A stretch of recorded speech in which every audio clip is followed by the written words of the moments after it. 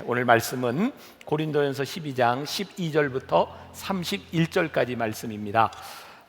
본래 오늘 9장을 말씀을 나누어야 되는데 창립기념에 맞는 말씀으로 먼저 12장을 공부를 하고 다음 주에 또 9장으로 넘어갑니다.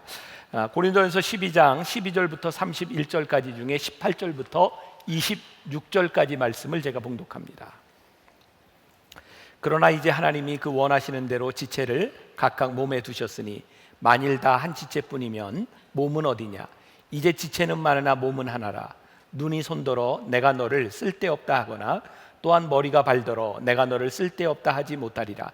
그뿐 아니라 더 약하게 보이는 몸의 지체가 도리어 욕이 나고 우리가 몸에 덜 귀히 여기는 그것들을 더욱 귀한 것들로 입혀주며 우리의 아름답지 못한 지체는 더욱 아름다운 것을 얻느니라. 그런즉 우리의 아름다운 지체는 그럴 필요가 없느니라. 오직 하나님이 몸을 고르게 하여 부족한 지체에게 귀중함을 더하사 몸 가운데서 분쟁이 없고 오직 여러 지체가 서로 같이 돌보게 하셨느니라. 만일 한 지체가 고통을 받으면 모든 지체가 함께 고통을 받고 한 지체가 영광을 얻으면 모든 지체가 함께 즐거워하느니라. 이는 살아계신 하나님의 말씀입니다. 아멘. 오늘 말씀의 제목은 정상적인 교회란 이런 것입니다. 교회에 대해서는 우리들이 많은 이야기를 할 수 있고 또 교회마다 교회에 대한 정의가 다르겠지만 오늘 만나교회 창립을 생각하면서 우리 교회는 이런 교회가 되어야 하겠다, 이런 말씀을 나누려고 합니다. 오늘 말씀은 2003년도 제가 만나교회 담임으로 취임하기 전 제가 만나교회를 맡고 있을 때에 하나님께서 저에게 주셨던 교회에 대한 생각을 여러분들과 나누었던 12년 전의 설교이기도 합니다. 저는 오늘 말씀을 준비하면서 제 마음이 참 무거운 것은 12년 전 만나교회를 생각하며 우리는 이런 꿈을 꾸고 이런 교회가 되었으면 좋겠다, 그렇게 생각을 했는데 그때보다 교회가 많이 성장하고 사람도 늘어나고 교회의 환경도 참 많이 좋아졌는데 저에게 두려운 것은 지금 우리 교회의 모습이 혹시 하나님의 사역에 걸림돌이 되는 것은 아닌가, 우리가 그 사역을 방해하고 있는 것은 아닌가, 그런 두려움 가운데서 말씀을 전하게 됩니다. 우리는 흔히 과거의 성공이 미래의 걸림돌이다, 이런 이야기를 많이 합니다. 한국교회가 바로 그런 상황을 대변하고 있는 것 같아요. 많은 사람들이 한국교회의 영화를 이야기합니다. 세계 역사상 이렇게 빠른 부흥의 역사가 없었다고. 그런데 그것 못지않게 한국교회는 빠르게 쇠퇴해가고 있고 그렇게 이 나라와 이 민족을 위해서 헌신했던 한국교회가 사람들에게 손가락질을 받는 모습을 바라보며 하나님 나라를 위한 걸림돌이 교회가 된 것은 아닌가. 하나님의 역사가 멈추는 것이 아니라 교회가 하나님의 역사를 이루지 못하는 것이 된다면 얼마나 두려운 일이겠는가. 많은 사람들이 현 시대를 가리켜서 정말 너무나 빨리 변하는 그런 시대, 그래서 어떤 미래학자는 perfect storm이라고 하는 말을 쓰기도 해서 perfect storm, 뭐라고 이야기할까요? 광풍, 돌풍과 같은 것. 저희 교회 와서 설교를 했던 레너드 스윗이라고 하는 미래학자는 이 퍼펙트 스톰이라고 하는 것을 가리켜 지금 현재를 뒤덮고 있는 이 퍼펙트 스톰 가운데 우리들이 어떻게 해야 할까? 미국에는 몇 가지 소의 종류들이 있습니다. 우리가 잘 아는 카우라고 하는 소는 퍼펙트 스톰이 오면 그 퍼펙트 스톰을 피해서 도망간답니다. 근데 그 돌풍이 지나가고 나면 반 이상의 소가 죽는답니다. 그런데 소 중에 버펄로라고 하는 소는 퍼펙트 스톰이 오면 도망가는 것이 아니라 돌풍의 핵을 향해 돌진한답니다. 놀라운 일은 돌풍의 핵으로 들어간 버펄로는 거의 죽는 일이 없다고 합니다.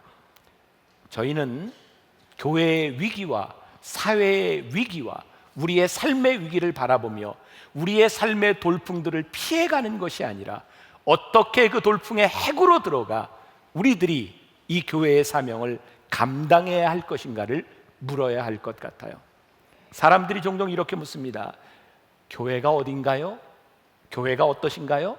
그럼 대개 사람들은 우리 교회는 어디에 있습니다 라고 말을 하든지 우리 교회는 몇 명 정도 모입니다. 언제부터인가 우리는 교회를 물을 때 교회의 건물을 이야기하고 교회의 숫자를 이야기하고 그것이 교회의 모습인 양 이야기하게 되었습니다. 마치 언제부터인가 하나님이 교회를 세우신 목적보다 건물이 목적이 되어서 교회가 성장하면 건물을 짓고 건물 중심의 교회가 되어버린, 어쩌면 본질적인 사명이 사라져버린 그런 교회의 모습은 아닌가, 그것이 우리들의 모습은 아닌가. 만나교회가 처음 시작하던 때 만나교회 두 기둥에는 글귀가 두 개 있어요. 돌아가신 김우영 목사님께서 두 가지 글귀를 써놓으셨어요. 하나는 오라 내가 너희를 쉬게 하리라, 또 하나는 가라 내가 너희와 함께 하리라. 사실 교회는 오는 것과 가는 것이 본질적으로 공존해야 합니다. 제가 만나교회 담임이 되었을 때 이 문구를 조금 바꾸어 보았습니다. 오라 가라가 아니라 모이는 교회와 흩어지는 교회. 교회가 분명히 모여야 한다면 모이는 이유가 있는 교회가 될 때, 모이는 이유가 있을 때 흩어지는 교회로서의 사명을 감당하지 않겠는가. 그럼 모이는 이유가 무엇일까요?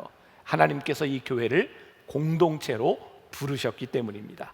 오늘 우리가 읽지 않았지만 고린도전서 12장 11절과 12절까지 말씀 우리 같이 한번 볼까요? 같이 봅니다. 이 모든 일은 같은 한 성령이 행하사 그의 뜻대로 각 사람에게 나누어 주시는 것이라. 몸은 하나인데 많은 지체가 있고 몸의 지체가 많으나 한 몸임과 같이 그리스도도 그러하니라. 몸은 하나인데 많은 지체가 있는 것처럼 이 교회 공동체 안에는 많은 사람들이 있는데 한 몸이신 그리스도 안에서 우리를 부르셨다는 것입니다. 교회는 내가 없이 존재하지 않습니다. 내가 있음으로 교회가 되지만 다른 사람이 함께 할 때에 교회 공동체의 모습을 만들어가게 되어 있는 거죠. 우리가 공동체라고 하는 것은, 우리들이 하나라고 하는 것은 우리 지체 중에 한 사람 한 사람이 전체 몸에 영향을 미친다고 하는 의미입니다. 탈무드에 보면 이런 이야기가 있다 그래요. 아이들이 태어날 때 희귀한 일이기는 하지만 머리가 둘인, 등이 붙어서 태어나는 경우가 있습니다.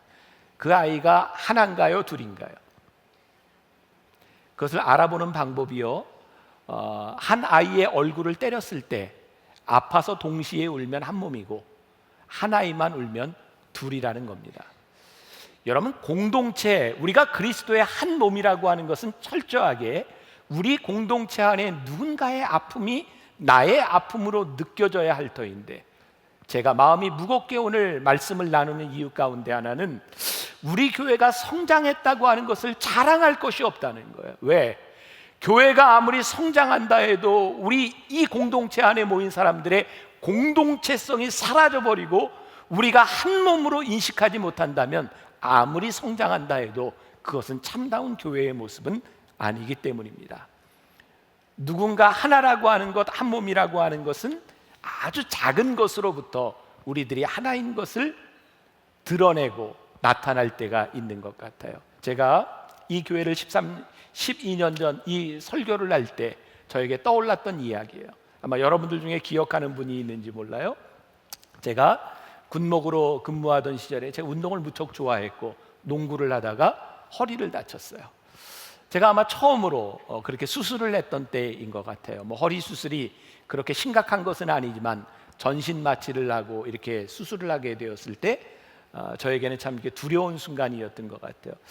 산소호흡기를 끼고 내 몸을 내가 전신 마취가 되는 순간 내 능력을 벗어났다고 하는 것은 두려운 상황이었던 것 같아요. 제가 그래서 가끔 여러분들에게 이야기하죠. 전신 마취를 안 해본 사람은 인생을 말할 자격이 없다. 전신 마취 해보셨어요? 저는 하나님이 인생을 얘기하도록, 여러 번 인생을 얘기하도록 이렇게 만들어 주셨는데 한 4시간 정도 이렇게 수술을 마치고 났을 때 저에게 찾아온 것은 통증에 대한 문제가 아니었어요. 경험해 보신 분들이 있을 거예요. 의식이 들면서 입에 꽂아놓은 그 산소호흡기가 무척 힘들게 합니다. 의식이 들면서 숨이 탁 막혀요. 의식이 들었을 때 이걸 빨리 뽑고 싶은데 저는 제 손과 발을 움직일 수 없는 상태였어요. 의사 선생님이 저에게 물었습니다. 정신이 드십니까? 정신은 드는데 이게 너무 답답해서 이거 빼달라고 이야기하고 싶은데 말이 안 나오는 거예요. 근데 저한테 정신이 드셨으면 발가락을 움직여 보세요. 근데 저는 발가락을 움직이는 게 문제가 아니에요. 이거부터 빨리 빼달라고 얘기할수록 이건 점점 목으로 빨려들고 너무너무 힘들었어요. 근데 아무리 제가 힘들어해도 안 뽑아주는 거예요. 정신이 드셨으면 발가락을 움직여주세요. 그래서 제가 할 수 없이 발가락을 이렇게 움직였어요.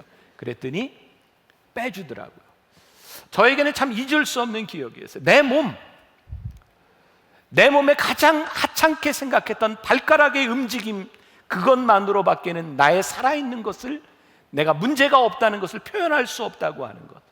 사실 우리 지체라고 하는 것은 우리들 가운데, 오늘 성경에도 나오지만 우리들이 이것은 귀하고 저것은 귀하고, 눈이 제일 귀하고 코가 제일 귀하고 입이 제일 귀하다고 이야기할지 모르지만, 우리들이 한 몸인 것은 우리 지체 가운데 하나도 중요한 것이 없다는 거예요.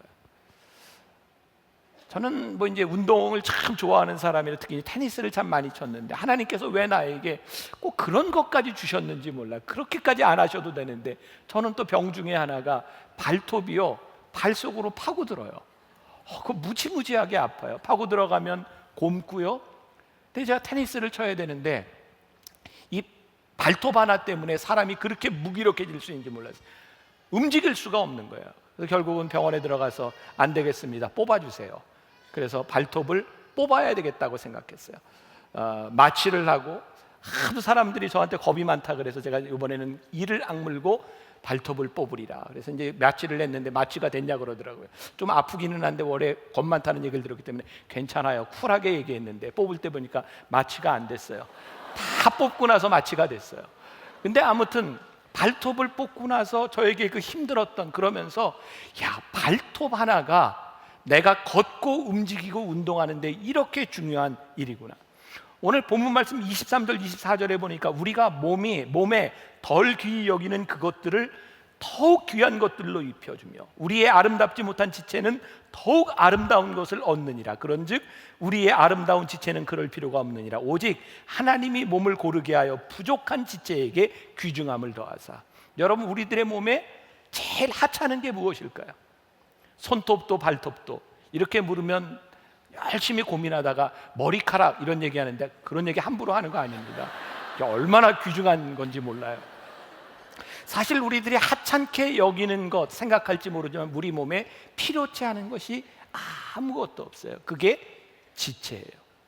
하나님이 우리 교회 공동체를 지체로 부르셨으니, 우리들의 아픔과 우리들의 어려움들이 나의 몸으로 느껴지기 시작할 때 그것이 진정한 교회 공동체인데, 우리는 사람들이 많아지며 이런 공동체성을 가지고 있는가? 우리가 이 공동체라고 하는 것을 조금만 더 넓혀보겠습니다. 우리 교회 안에 있는 이런 공동체만을 말하는 것이 아니라, 하나님께서 이 땅 위에 주신 우리 형제와 자매들, 우리들이 복음을 전해야 될 모든 사람들에게로 우리들이 이 공동체성을 넓힌다면 어떤 일이 있을까요? 제가 수년 전에 남아프리카 공화국에 선교사들 대회를 인도하러 갔을 때입니다. 남아프리카에 있으면서 한 번도 한국에서 찾아와 본 사람들이 없다는 이야기를 듣고 저와 함께하는 목사님들이 돈을 냈어요. 참, 우리 만나교회가 그런 일을 할 수 있다는 것이 정말 큰 축복이라고 생각하는데, 거기에 있는 선교사님들과 사모님들을 다 초청해서 비행기 값도 대주고, 그리고 숙박을 다 대주면서 위로회와 말씀을 나누게 되었어요. 그때 제가 방송을 하나 하고 있었기 때문에 PD 하나가 저를 따라 같이 가게 되었는데, 이 사람이 젊은 사람이에요. 근데 가다가 그것도 참 뭐 일하다 그런 것도 아니고, 하루 족구를 하다가 이 사람이 넘어져가지고 다리를 다쳤어요. 여기 인대가 끊어졌어요. 그 다음부터 이제 목발을 하고 가는데, 문제는 이 사람 하나가 다침으로 인해서 이 사람이 들고 다니던 짐을 누군가는 들어줘야 된다는 거예요. 이 사람 하나가 발을 다침으로 인해서 이 사람이 올 때까지 모든 사람들이 기다려야 된다는 거였어요. 저에게는 공동체라고 하는 것은 이런 것이구나. 내가 다치지 않고 내가 안전하기 때문에 문제가 있는 것이 아니라, 누군가가 아픔을 당하고 누군가가 힘들어지면 우리 공동체가 힘들어지는 것이구나. 이 공동체가 서로가 건강해지지 않으면, 공동체가 서로가 기뻐하지 않으면 안 된다고 하는 것에서 우리들이 보아야 될 세상이 더 넓어지지 않을까. 저는 남아프리카 공화국에서 그 선교사님들, 사모님들의 이야기를 들으며 우리 함께 갔던 사모님들과 참 많이 울었어요. 남아프리카까지 가는데 한국에서 출발해서 그곳 현지까지 도착하는데 딱 40시간이 걸렸어요. 너무나 먼 곳이기 때문에 한국에서 선교사를 파송을 했지만 한 번도 자기들을 보러 와준 사람이 없었다는 거예요. 10년 동안 너무나 외로웠고, 풍토병으로 질병으로 힘들지만 병을 고칠 수 있는 환경도 되지 않았고, 아이들 때문에 너무 힘들었고, 남아프리카 공화국에서 빈민굴에 들어가서 사역하는 그 목사님이 저녁에 나올 때까지 가슴 졸여야 하는 그 상황 가운데서 너무너무 힘들었노라고. 제가 이렇게 얘기했어요. 언제든지 나오십시오. 한국에 나오시면 선교사님과 사모님들의 건강 진단은 우리 교회가 책임지겠습니다. 저는 하나님께서 우리 교회에 그런 힘을 주신 건 너무나 큰 축복이라고 생각했는데, 그분들이 이렇게 얘기하는 거예요. 목사님, 나올 수가 없어요. 아이들 학교 때문에도 그렇고 비행기 값 때문에도 그렇고 병을 가지고 나가고 싶으나 나올 수 있는 환경이 되지 않아요. 그때 그분들을 붙들고 참 많이 울고 힘들었던 기억이 나요. 제가 얼마 전에는 올해 우리 교회에서도 볼리비아를 갔다 왔지만, 볼리비아에 학교를 좀 세워주는 문제와 여러 가지 일로 처음 제가 볼리비아를 갔던 적이 있어요. 볼리비아 공항의 라파즈에 내리면 해발 4,000m가 넘는 곳에서 내리자마자 어떤 분들은 코피가 줄줄 흘러요. 너무나 높은 고산지이기 때문에 숨을 쉬기도 쉽지 않아요. 거기에서 한 주간을 지나면서 학교와 선교지를 다니면서 언제 떠나가나. 그리고 제가 그곳을 떠나오는 날 비행기 안에 앉아서 야, 이제 가는구나. 근데 그때 비행기 밖에서 저를 배웅하고 있던 볼리비아 선교사, 저희 누나가 볼리비아 선교사로 가 있거든요. 비행기 안에서 난 참 많이 울었어요. 나는 이렇게 간다고 좋아하는데, 이곳을 떠난다고 생각하는데, 이곳에 남아서 무언가를 해야 하는 사람이 있다고 하는 것이 제 마음을 참 아프게 했어요. 공동체라고 하는 것, 내가 편하고 내가 아무 문제가 없기 때문이 아니라 누군가 힘들게 무언가의 사명을 감당하고 있는 사람들이 우리의 공동체라고 하는 것은 우리로 하여금 다른 생각을 가지고 우리의 눈을 뜨게 하는 것은 아닙니다. 저는 오늘 우리가 다문화 가정을 위해서 우리들이 걷기 대회를 한다고 하는 것, 그리고 사회째를 맞이하며 1,000명 가까운 다문화 가족들이 우리와 함께 모여서 걷고 함께 먹고 나누고 함께 음악회를 한다고 하는 것이 우리들에게 너무너무 큰 축복이라는 생각, 아니 우리들의 사명이기 때문에 축복이라는 생각이 드는 거예요. 이 땅 위에 와서 살고 있는 우리의 식구들과 공동체가 아프면 우리가 아픈 거예요. 누군가가 힘들어지면 우리가 힘들어지는 거예요. 하나님께서 우리들에게 공동체로 불러주신 사람들에 대하여 우리들이 어떤 마음을 가지고 우리들이 어떻게 대하는가. 뉴질랜드의 신학자인 브라이언 매드웨이라고 하는 사람은 이런 말을 했어요. 교회에는 예수님을 사랑하는 자들로 가득 차 있습니다. 그러나 그들은 정작 예수님이 사랑하시는 사람을 사랑하지 않습니다. 우리는 주님을 사랑한다고 이 자리에 모여 예배하지만 주님이 사랑하는 사람을 사랑하지 않는 공동체, 어디에선가 썩어가고 썩어 문드러져가며 힘들어하는 공동체들을 우리들이 바라보지 않을 때, 교회라고 하는 말이 본래 신약 성경에 에클레시아, 모임, 회중이라는 말인데 이 말이 중세부터 다르게 사용되기 시작했어요. 독일어의 키르케라고 하는 말이 영어의 church로 쓰여지면서 사람들이 교회를 이야기할 때 회중을 이야기하지 않고 키르케, 교회에서 모이자, 건물을 중심으로 교회가 만들어지기 시작했어요. 그래서 사람들이 교회 하면 건물을 이야기하면서 그 건물이 교회가 되면서 회중에 대한 마음들이 사라져가기 시작했어요. 우리가 어디에서 모이느냐, 그 건물이 중요한 것이 아니라 사실은 그 건물 안에서 무슨 일이 일어나고 있고 우리가 무엇을 하느냐가 중요한데 이것을 우리들이 잃어버리게 되었다는 거예요. 그래서 오늘날 많은 교인들이 교회를 쇼핑하는 현상이 나타나기 시작했어요. 여기 있는 여러분들도 여러 교회를 다니다 만나교회에 오셨죠? 아니에요? 저는 여러분들이 여기에 오신 것에 대해서, 여기에서 예배드린 것에 대해서 무슨 이야기를 할 생각이 없습니다. 중요한 것은 어떤 이유로 여러분들이 여기에 오셨든 여기에 앉아있는 우리들에게 주신 사명이 보이면 오케이입니다. 하나님께서 우리를 왜 여기에 부르셨는지. 그런데 불행하게도 많은 사람들이 교회를 찾을 때 소위 컨슈머 멘탈리티, 소비자 중심적인 마음을 가지고 이 교회에서 내가 무슨 이득을 취할 것이며 이 교회에서 내가 무슨 만족을 취할 것인지를 생각하며 교회는 점점 더 편안한 건물과 우리들에게 어떤 편의를 제공할 것인가를 생각하게 되었다는 거예요. 제가 만나교회를 처음 담임을 하며 시작하게 될 때 제 마음 가운데는 하나님을 믿지 못하고 알지 못하는 사람들에게 우리가 어떻게 좋은 건물이 되어서 예배 드릴 수 있는 공간을 만들어 줄까? 저는 초신자들에게, 하나님을 모르는 사람들에게 편안한 교회가 되기를 소원하고 그렇게 모든 시스템을 만들어 갔어요. 그런데 언제부터인가 하나님께서 저에게 주시는 생각이, 사람들을 고려하고 사람들을 편하게 해주었던 이 교회가 괴물처럼 돼가는 것은 아닌가. 너무나 이기적이고 자기중심적인, 자기만을 생각하는, 자기만을 돌봐주기를 원하는 소비자 중심적인 교회로 되어가며 좋은 건물과 좋은 시설들이 교회의 본질을 벗어나는 것은 아닌가. 참 충격적인 얘기를 제가 얼마 전에 들었어요. 처음으로 우리 교회를 찾아온 교인이 자리에 앉으려고 했더니 어떤 분이 그러더래요. 거기 내 자리예요.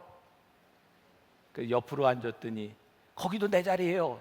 누가 이야기를 해서 이분이 마음의 상처를 받고 교회를 떠나갔다는 거예요. 저는 여러분들이 자기의 자리를 지키며 내가 은혜 받는 자리에 나오겠다고 하는 그 순수한 마음들이 나쁜 것이라고 생각하지 않습니다. 내 믿음의 자리를 지키는 것 훌륭한 일입니다. 그러나 우리들이 누군가를 돌보지 않는 우리의 믿음이 이기적이라면, 우리의 믿음을 지키기 위하여 하나님의 마음이 아프시다면 그것은 믿음을 지키는 것이 아니라 우리의 믿음을 잃어버리는 것이 될 수도 있어요. 우리가 얼마나 이기적이고 자기중심적이 되어 하나님이 사랑하는 사람들에게 상처를 주고 있는지. 모이는 교회는 흩어지는 교회로 나아가야 합니다. 본문 말씀 10절에 보니까 어떤 사람에게는 능력 행함을, 어떤 사람에게는 예언함을, 어떤 사람에게는 영들 분별함을, 어떤 다른 사람에게는 각종 방언 말함을, 어떤 사람에게는 방언들 통역함을 주시나니. 하나님께서 우리를 부르셔서 우리들에게 은사를 주신 이유는 누군가를 섬기라고 우리들에게 은사를 주셨다는 거예요. 자, 여러분들이 오늘 여기에 모여서 하나님의 말씀을 사모하고 하나님의 은사를 사모하고 여러분들의 믿음이 성장하는 것은 잘못된 것이 하나도 없습니다. 그러나 여러분들이 주신 은사와 여러분들을 여기에 모이신 이유가 누군가를 섬기고 돌보는 일에 쓰임받지 않는다면 우리는 교회의 본질의 반밖에는 다다르지 못한 사람인 거예요. 근데 이것이 참 힘든 일입니다. 저에게 있어서 참 힘들었던, 어떻게 보면 고민되었던 그런 경험이죠. 98년도에 제가 만나교회 청년 목회를 처음 시작했어요. 당시 한 8, 90명 정도 모이던 청년들과 함께 열심히 사역을 하다 보니까 교인들이, 우리 청년들이 많이 늘어나기 시작했고, 제 마음 가운데 늘 그 부담으로 남아 있었던, 제가 영월에서 그 농촌에서 목회를 할 때 군목 영장이 나오는 바람에 두고 왔던 교회 때문에 저는 마음에 늘 빚진 그런 생각이었어요. 제가 군목을 마치고 유학을 마치고 돌아와서 저에게 늘 마음의 부담이었던 영월에 있었던 시골교회, 우리 청년들과 함께 그 교회를 섬겨야 되겠다고 생각이 들었어요. 청년들과 함께 영월을 찾아가기 시작했어요. 하루를 가기도 하고 1박 2일을 가기도 하고 2박 3일을 가기도 하고, 우리 교회 의료선교팀과 그리고 여선교회들이 밥을 내주고 성경학교를 하고 농활 봉사팀들과 함께 그 마을을 이렇게 섬기기 시작했어요. 너무너무 좋아하고 좋은 열매들이 있는데 그곳에서 요청하기 시작했어요. 영월의 교회 학교가 살기 위해서는 이렇게 분기별로 와주는 것 가지고는 되지 않습니다. 매주 와주면 좋겠습니다. 힘들기는 하지만 할 수 있는 일이었어요. 저에게 고민이 되었어요. 저는 부목사 시절이었고, 부목사로서 교회에서 인정을 받을 수 있는 척도는 뭐냐면 내가 하고 있는 사역에 눈으로 보이는 수치밖에는 없었어요. 내가 사역하고 있는 이 공동체의 숫자가 얼마나 늘어나는가, 그것이 저의 평가였어요. 그런데 힘든 일은 영월에 있는 그 교회들을 섬기기 위해서 제가 목양하고 있는 공동체가 영월에 가서 그 일을 하게 되면 제가 인도하는 예배의 숫자는 줄어든다는 거였어요. 저는 그게 그렇게 힘든 일인지 몰랐어요. 하나님께서 저에게 깨닫게 하신 것이었어요. 내가 사람 앞에 판단받으려고 생각할 때 하나님의 일을 할 수 없다는 거였어요. 우리가 판단받아야 될 것은 하나님 앞에서의 평가이고 하나님의 사역인데, 우리는 사람들의 눈앞에서 우리들의 눈에 보이는 것 때문에 우리들이 해야 될 본래성과 우리들의 사역의 진정성을 잃어버리고 있다면 하나님께서 여기에 교회를 세워주신 이유가 무엇일까? 저는 우리 교회가 MMP 사역을 하면서 하나님께서 우리들에게 주신 너무나 큰 축복이라는 생각이 들어요. 우리는 흔히 주일 성수주일이라는 말을 종종 듣습니다. 주일을 잘 지키세요.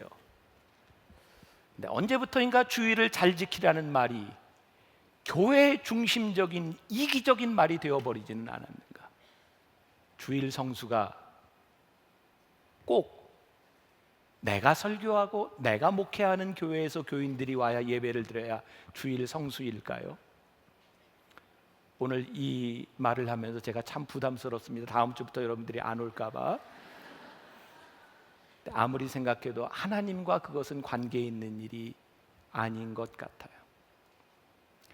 주일을 성수한다고 하는 것은 이 교회에서만 예배를 드리는 것이 주일을 성수하는 것이 아니라 주일의 의미 있는 성수를 위하여 하나님이 원하시는 일이 무엇일까를 고민하는 것이 주일 성수가 아닐까. 저에게는 힘든 일이 될지 모르지만 MMP 교회를 위하여 여러분들이 흩어지고 그것에서 사역하는 것 때문에 이곳에 자리가 빈다 할지라도 하나님께서 기뻐하시는 사역이 이루어진다고 하면 그것이 교회의 모습일 텐데, 이것 우리가 극복하는 것이 이렇게 힘든 일인가? 제가 사실은 죄인이거든요. 제가 처음 목회를 시작할 때 그런 교회를 꿈꾸며 목회를 하고 시작을 했는데, 정말 이상하게도 교인들이 늘어나면 늘어날수록 점점 더 그게 안 되는 거예요. 사람이 얼마나 많고 얼마나 많은 사람들이 예배드리는가, 그것이 마치 목회의 성공인 것처럼 생각되어지는 거예요. 하나님께서 창립 34주년을 지나며 오늘 우리 교회에 건물과 사람이 아닌 목회가 무엇이고 교회가 무엇이고 본질이 무엇인가를 생각하게 하신 것이 오늘 우리들에게는 너무너무 큰 축복이라고 생각해요. 왜? 우리가 더 이상 건물과 숫자에 걸려 넘어지는 것이 아니라 우리들에게 주어진 사명을 감당할 수 있는 교회가 될 수 있기 때문에. 여러분, 예수님이 이 땅 위에 공생애를 사시는 동안 예수님 늘 가까이 있었던 제자들과 가장 신실했던 바리새인들과 제사장들이 예수님에 대한 불평을 이야기해요.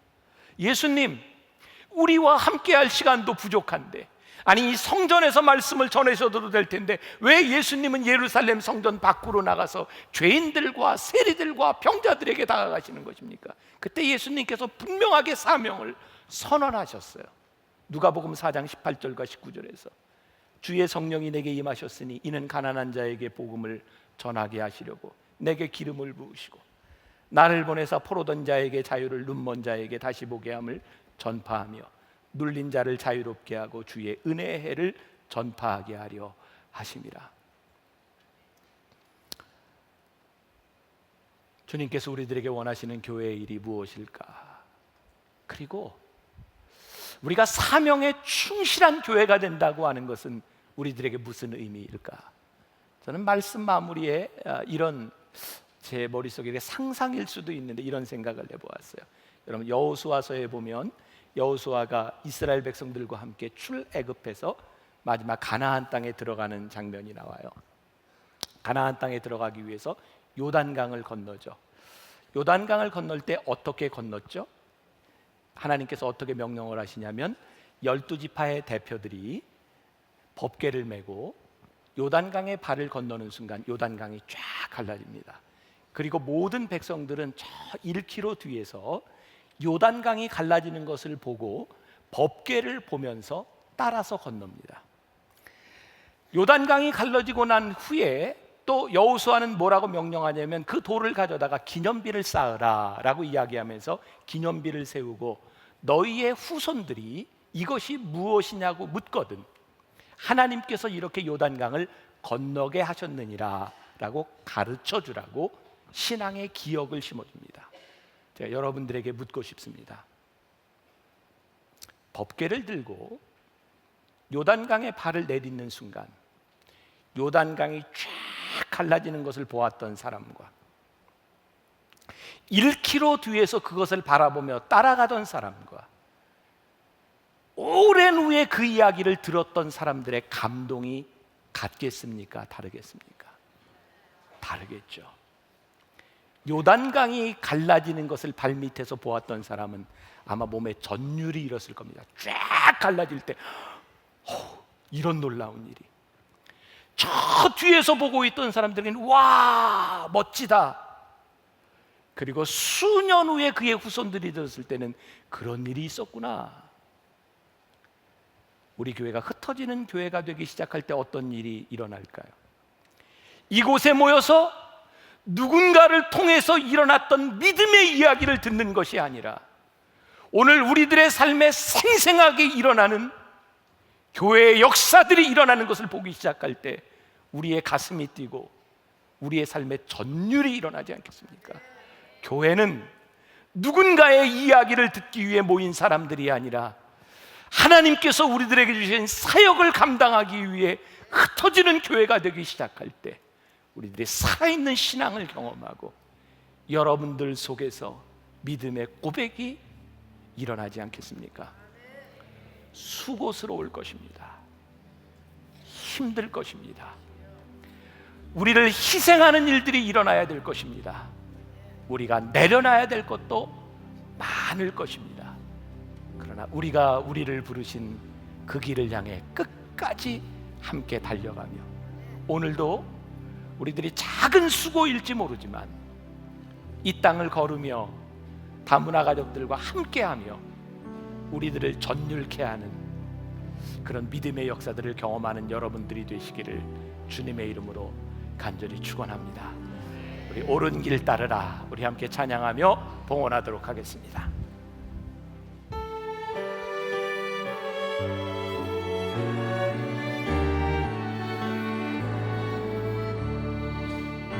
옳은 길 따르라 의의 길 세계 만민의 잠든 길 이 길 따라서 살길 온 세계에 전하세 만 백성이 나갈 길 어둠 지나 고동 든다 하나님 보아라 저기 주 예수의 나라 이 땅에 오겠네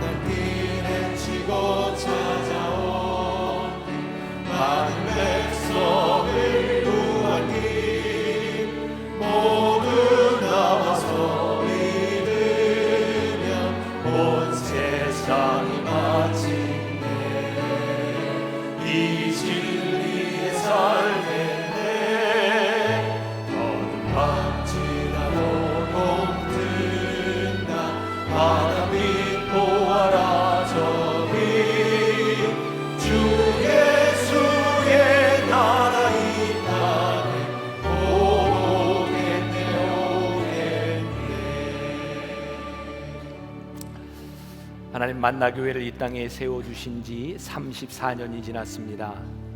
분명히 우리 교회를 향한 하나님의 뜻과 우리들에게 주어주신 사명이 있을 터인데, 하나님 혹시 우리가 그 사명을 잊고 살아가지는 않았는지 하나님 창립기념일을 맞이하여 우리를 부르신 이유를 다시 한번 생각하게 하심으로, 하나님 나라의 걸림돌이 되는 것이 아니라 하나님 나라의 도구가 되는 교회로 쓰임받도록 진지하게 믿음으로 생각하게 하시니 감사합니다. 끝까지 이 길을 가게 하시고 옳은 길을 가게 하시고 우리의 후손들도 이 길을 따라갈 수 있는 교회, 하나님 누군가의 이야기를 듣는 것이 아니라 우리들의 삶으로 생생하게 느끼며 간증하며 체험할 수 있는 교회 되게 하여 주옵소서. 오늘 되어지는 모든 행사와 또 이 일을 위해 희생한 모든 헌신의 손길들과 또 하나님 앞에 드려진 귀한 예물들을 기억하여 주옵시고, 이 예물들이 귀하게 하나님 나라를 위하여 쓰임받도록 축복하여 주옵소서. 지금은 우리 주 예수 그리스도의 은혜와 하나님 아버지의 무한하신 사랑과 성령의 인도하심이 모이는 교회가 이제 흩어지는 교회로 하나님의 마음으로 나아가기를 소원하는 당신의 사랑하는 모든 백성들 위해 지금부터 영원까지 함께 하시기를 간절히 축원하옵나이다. 아멘.